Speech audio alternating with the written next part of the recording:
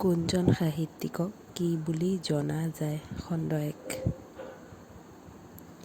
কলাগুৰু বিষ্ণুৰাভা। ৰূপকোঁৱৰ জ্যোতিপ্ৰসাদ আগৰৱালা। লোকপ্ৰিয় গোপীনাথ বৰদলৈ। কৰ্মবীৰ নবীন চন্দ্ৰ বৰদলৈ।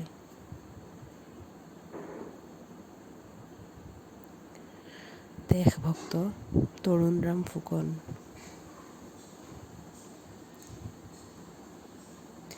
ত্যাগবীৰ হেমচন্দ্ৰ বৰুৱা। নটসূৰ্য ফণী শৰ্মা। সাহিত্য ৰত্ন চন্দ্ৰধৰ বৰুৱা।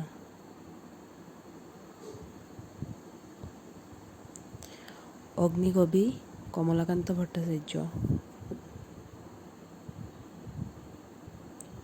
অসম কেশৰী অম্বিকাগিৰি ৰায়চৌধুৰী।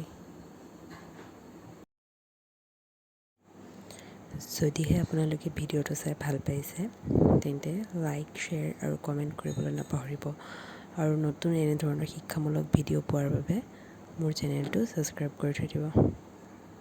ধন্যবাদ।